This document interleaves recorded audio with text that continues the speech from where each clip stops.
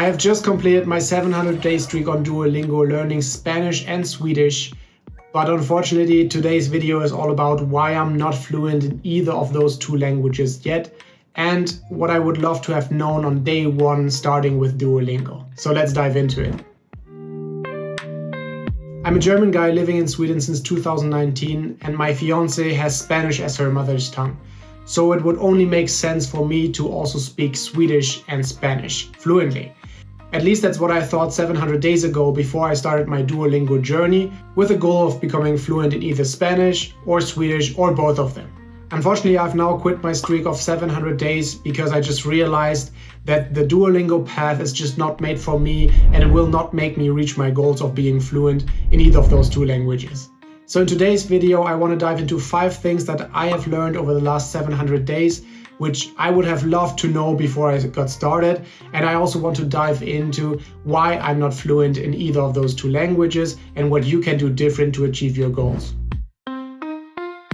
So the first things that I would have loved to know before I got started is to actually define my goal and understand if Duolingo can get me there. So before you get started with building your Duolingo streak, I think it is very important to understand what goal you have with learning a language. Because if your goal is just to get a basic understanding of the language that you want to learn, I think that Duolingo is the absolute perfect app to do exactly that. Just after a couple months on Duolingo, I was able to develop a basic understanding of the language. I have built some good vocabulary words, and I was able to actually start listening to conversations around me and actually started to understand what people around me were talking about. However, as I said, even though I have studied on Duolingo 700 days in a row, I still am far away from being fluent in either Swedish or Spanish. And I think the reason for that is that Duolingo just prioritizes consistency over depth. The lessons on Duolingo are very simple and they are designed in a way to make you keep coming back to the app. But I think just spending 15 minutes every day on these simple lessons won't make you fluent in the language that you want to learn. If fluency is your goal, I don't think that those simple lessons that you maybe do every day for 15 minutes are enough. I think it requires more output where you're thrown into spontaneous situations, where you're required to speak or think or react in certain ways. And that's just something that you don't get on Duolingo. I would always recommend Duolingo to anyone who just wants to develop a general feeling about a language and see how it feels to kind of speak Spanish or maybe understand some vocabularies and stuff like that. But after 700 days, I would not necessarily recommend Duolingo as the only tool in order to achieve your goal with learning that language. The second thing that I would have loved to have known before I got started was actually that the quality of the Duolingo lessons and the quality of the app in general really depends on what language you want to learn. It only makes sense that languages that are spoken a lot like English or Spanish have a lot of content around them and a lot of high quality lessons because of course there is a lot of demand for it, while other languages like Swedish, for example, which are much less spoken in the world and therefore less popular to learn, have much lower quality lessons and less content around. And of course that plays a big role of the quality of the app overall for you. So if you want to learn a language that is maybe less popular or less spoken, you will have not as much as a good time as someone who wants to learn Spanish or English, for example. Now, Duolingo is of course a worldwide app and they are improving every day and they have a lot of languages that have very, very high quality lessons. But for example, Swedish was not as much fun learning like Spanish, for example. When I was doing my lessons in Spanish, it was always much more fun because there were little games that you could play in order to learn. There were like little animations of the little characters talking to each other. And all those things were not happening in my Swedish lessons. So I always felt more inclined to learn Spanish just because it was more vibrant and more fun and the learning experience was better compared to learning Swedish. I think Duolingo is doing a good job of making learning fun. But of course, you should consider before you get started if your language is also supported in that way that you will have fun on the app. Because it's not guaranteed that your language will be supported all the way. Here's a quick tier list of languages on Duolingo that are very well supported. So that is Spanish, Italian, French, Portuguese, Japanese, and German. But then you also see in the lower tier classes all those languages which are not as well supported and therefore not as fun to learn on Duolingo. Have a look at that chart and see where your language is ranking and there make your decision if you want to go further or not. The third thing I wanted to talk about is the streak function on Duolingo, and that's what everyone is talking about on the app and where Duolingo puts a lot of emphasis on. And I have kind of two opposing opinions on this streak metric. For once, it is really a powerful tool that makes you come back to the app every single day. I love that Duolingo is focusing on this micro-learning, atomic habit kind of vibe of learning every day just a little bit, and I think it can be very powerful and can also really make you stick to the app. And for me, the main reason why I made it to 700 days was of course the daily reminders and that you have built something that you don't want to break and you don't want to lose. And it keeps you committed. It makes sure that you just reach your goal of just at least showing up and getting to work.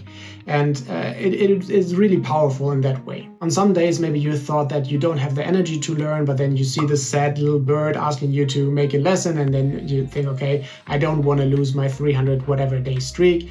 And you just sign into the app, and then you start doing your first lesson, and then you realize, oh, it's actually not that bad. And then you look at the clock and 20 minutes have passed, and you actually have learned quite a bit again. And that is a very powerful tool. However, at the same time, it can also be pretty much a trap for me. And I don't know exactly when it happened, but at one point I got under the wheels of this whole system. And I started just pulling up the app just in order to keep my streak alive, with no motivation whatsoever to learn the language or have fun doing it or whatever. And that's when I really realized that this whole streak thing can also be quite a trap. There were a lot of days when I just quickly whipped out my phone in order to make a 2-minute kind of lesson just to keep the streak alive, and I think that is just not the purpose of trying to learn a language. It shouldn't just be a streak that you're building, but you should actually be building to learn a language. And at one point I kind of lost that fire, and I just did it for keeping the streak, which I don't think was a good thing to do. So the bottom line is just to don't stop having fun with it, and don't take the streak too serious, even though it can be a very powerful tool to make you show up. But in the end, you should always have fun, and the goal should be to learn the language and not to build some kind of a streak on that. Now, the fourth thing I wanted to talk about is the fact that motivation really fluctuates. And I think that is absolutely fine, because Duolingo really wants you to learn every single day, but it doesn't necessarily mean that every day needs to be a proper learning session as well. There can be days when you just do it because of the streak, but then there should be also other days when you really want to learn, and maybe you spend 40 minutes or an hour on the app. For me, I of course started very motivated, and in the beginning I spent like 30, 40, 50 minutes sometimes on the app every day, just learning, doing my little challenges, the games. I felt the progress. It was very fun to just all of a sudden understand little conversations that people had in the language that I was learning about. And all that was a lot of fun. But of course, you won't have that level of motivation over the course of 700 days. But it's okay that motivation fluctuates, and it's okay that you have some days where you just show up in order to do one lesson to keep the streak alive. But then there should be also other days where you really make progress and you do a lot of lessons and you still have fun doing it. However, of course, Duolingo wants you to learn every day, and that can get very repetitive and boring after some time. At least it did for me. You're not talking to people, you don't have a class of people to have conversations with. You don't start thinking, it doesn't challenge you in that way. It is very repetitive, and that of course reflects in the motivation, for me at least. So just understand that the motivation will be very high when you're just starting out, but that eventually it will probably flatten out. But that's fine, because you're in it for the long game if you want to develop a basic understanding of the language. But I think it's still important to keep in the back of your mind before you get started. The fifth and final tip I want to give is all about the free model versus the paid model.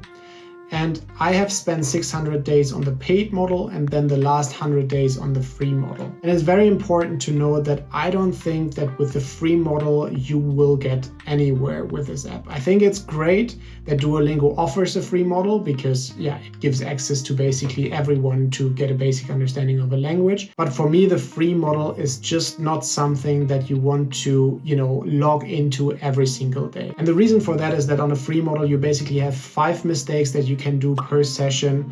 And once you have done 5 mistakes, you're basically done, and you have to wait, I don't know how many hours, but a long time in order to get going again. And that is so interruptive and so annoying, and makes you scared to make mistakes, and it doesn't work for me at all. So if you really want to make progress in your learning, you should absolutely opt in for the paid option, because with the paid version, Duolingo really opens up and unlocks all the features that actually makes Duolingo the fun, creative, and also the very addictive learning app that it really is. For me, it was very important to not be limited by the mistakes I can make, by any ad breaks or other interruptions that you have on the app promoting the pro plan. That was absolutely not the way to go for me. However, as I said before, the paid model will also not magically turn you into a fluent speaker of the language that you're learning, but I think it makes it much more enjoyable, less interrupted, and overall just much better. I will now start looking for other opportunities in order to take the learnings that I had on Duolingo and really turn me into a fluent speaker. And here I'm thinking about taking actual classes in a classroom where people are also trying to learn the same language as you, where you have conversations, where you have spontaneous events. Maybe I will go to a language cafe here in my city, because I think all those things are really needed in order to become fluent. However, I think that I have a big advantage now after having spent 700 days on Duolingo, because I have developed a very good basic understanding of the language, and now it will be much easier for me to get up to that fluent level. Also, as a last note, I do think that with the whole AI development, the future of Duolingo will be very exciting. They have already started to introduce some AI features like video calls and so on. And this will only get better and better, and will really challenge you in order to start speaking, react to those spontaneous events I was mentioning about, and will start making you think in the language. And then, maybe Duolingo can really become this one-stop shop that actually turns you fluent when you show up every day. So thank you for watching through all those 5 tips that I would have loved to know on day 1. Now that I've quit my 700-day streak, I will now start looking for other opportunities in order to take the learnings that I had on Duolingo and really turn me into a fluent speaker. Let me know in the comments what your experience with Duolingo is, and if you agree on the 5 tips that I gave, or if you have a totally different view on Duolingo. I would love to discuss with you. See you in the next one.